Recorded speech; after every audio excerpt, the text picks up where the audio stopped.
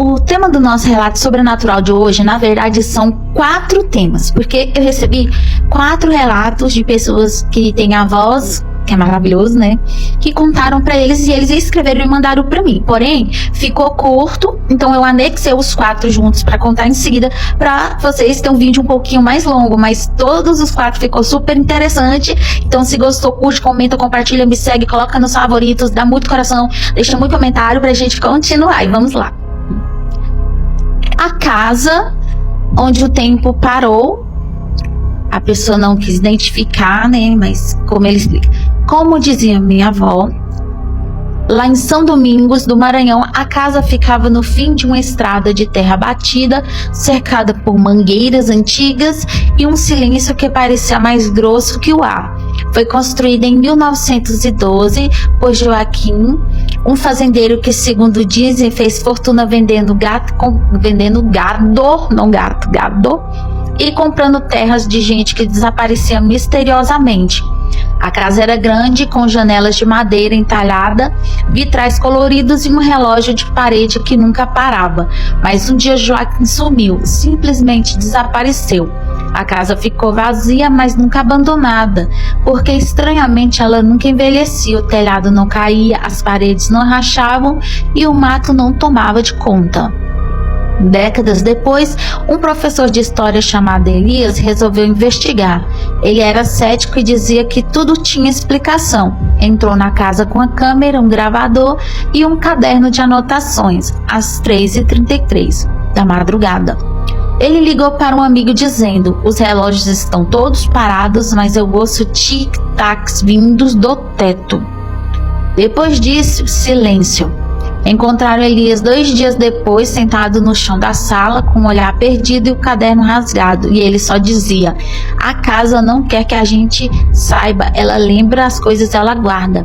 Desde então ninguém mais entrou, mas quem passa por perto jura ouvir passos, vozes e som de um relógio sempre de madrugada. Histórias que minha avó conta. Mais um relato de vó. O menino que falava com os mortos. Como dizia, né? Minha avó, tem criança que vê anjo, tem criança que vê sombra, e Davi via os dois. Lá no Lago da Pedra também, no Maranhão. Lá tem muita história. Davi nasceu numa noite de tempestade e a parteira disse que quando ele chorou pela primeira vez, o lampião apagou sozinho. A mãe achou que era só coincidência, mas aos 4 anos Davi começou a conversar com um vazio. Com quem você tá falando, menino? Com o vô Pedro. Ele tá triste porque ninguém acendeu vela para ele. O vô Pedro havia morrido 10 anos antes e ninguém falava dele. Davi começou a dizer nomes de pessoas que ninguém lembrava. Contava histórias antigas, descrevia roupas de gente que já tinha partido. Um dia ele disse que uma mulher chamada Maria das Dores estava presa no cemitério, chorando perto de um túmulo sem nome. A mãe, assustada, foi com ele até lá e encontraram uma sepultura esquecida, com uma cruz quebrada. Davi ajoelhou, colocou uma flor e disse: agora ela pode ir. Depois disso, ele parou de falar com ela, mas continuava ouvindo. Às vezes acordava no meio da noite e dizia: tem alguém na sala, mas não é ruim, só quer ser lembrado. Até hoje, o povo conta que Davi é adulto, mora longe, mas dizem que quando ele volta à cidade, o cemitério fica mais calmo e os mortos mais em paz. Então todo mundo, ainda por muito tempo, continuava contando a história sobre o menino Davi. O vulto na estrada de terra, como dizia e contava meu avô. Tem estradas que levam para outro lugar e essa leva para outro tempo. O local era em Grajaú e Arame. A estrada é de terra vermelha, cercada por mato alto e postes tortos. Durante o dia era só poeira, mas à noite era outra coisa. Meu avô contava que existia o seu Zeca, que era caminhoneiro antigo, e contou que viu um vulto pela primeira vez em 1987. Era uma figura alta, magra, sem rosto. Atravessava a estrada devagar, como se não tivesse pressa. Quando ele tentou frear, o caminhão apagou e o vulto parou na frente, apontando para o mato. Zeca desceu tremendo e ouviu uma voz: aqui não é caminho, aqui é só as lembranças. No mato ele achou uma cruz caída com o nome de uma moça que morreu atropelada ali há anos antes. Ele rezou, acendeu uma vela e o vulto sumiu. Mas outros motoristas dizem que o vulto ainda aparece, sempre no mesmo lugar, sempre apontando, e quem não respeita sente o caminhão travar, o rádio chiar e o tempo parar por alguns segundos. Um rapaz novo que não acreditava tentou buzinar, o caminhão virou sozinho, caiu no barranco, ele sobreviveu, mas ficou com a mão tremendo até hoje. E é só passar com respeito e nunca buzinar que o vulto não vai fazer nada, porque ele não gosta de barulho. A bezendeira que sumiu no dia de finados, como disse minha avó. Tem gente que nasce para curar as pessoas, nasceu para ficar, e foi em pastos bons. Dona Lourdes era bezendeira desde os 12 anos, conta minha avó. Curava quebrando, espantava mal olhado, fazia chá que tirava dor de alma, e no dia de finados ela sempre ia ao cemitério com uma vela branca e um texto dizendo que ia visitar os esquecidos. Mas em 1999 ela saiu cedo e nunca mais voltou.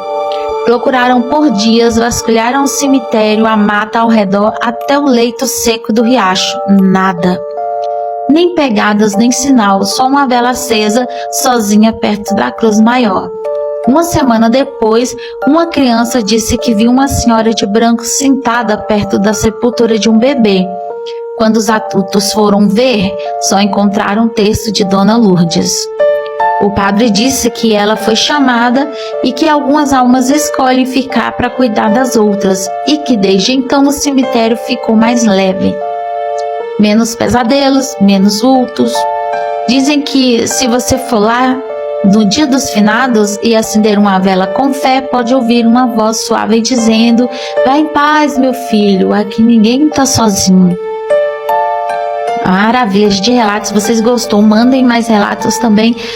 Contem com a voz de vocês também, contam, que é uma das histórias mais maravilhosas, é história de pessoas mais velhas, pessoas antigas que relatam essas histórias, essas existências maravilhosas.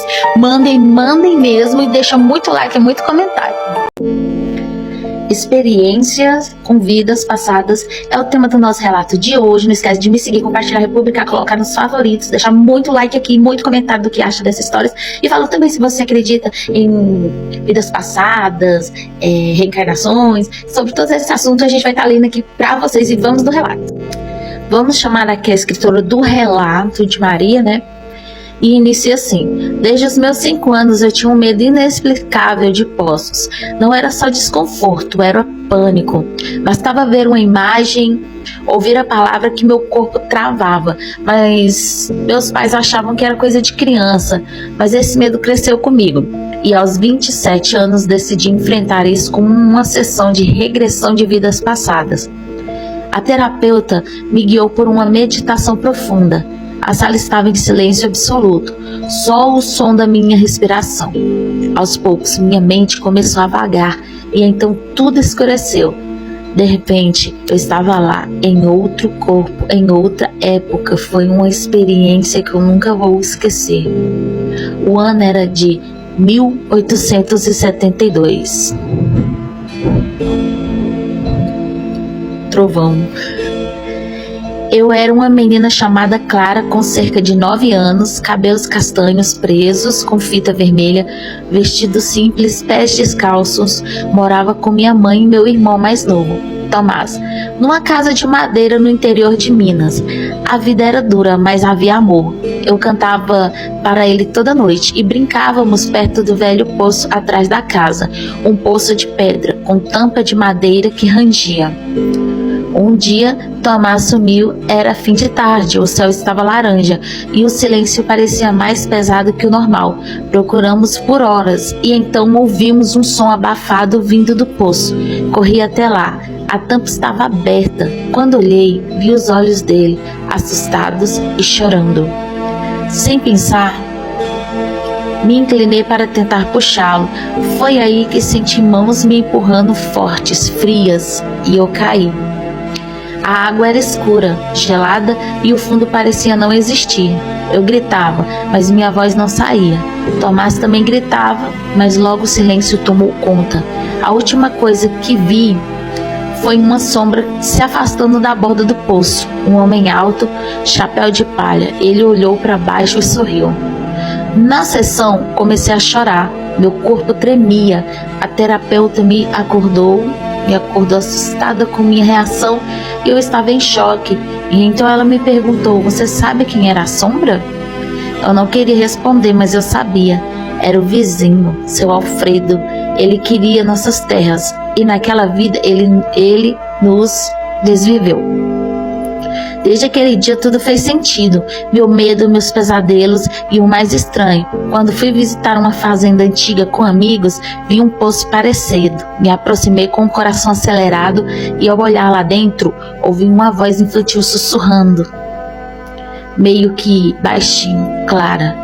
Olhei em volta, não havia ninguém, mas quando toquei a borda do poço, senti algo gelado, como se uma mão invisível ainda estivesse lá.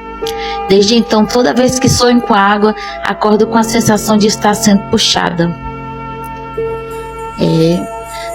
Essas questões sobre reencarnação, vidas passadas, é algo que uma conversa muito profunda, que eu mesma tinha muita vontade de fazer essas regressão, uma terapia regressão para ver, muito interessante.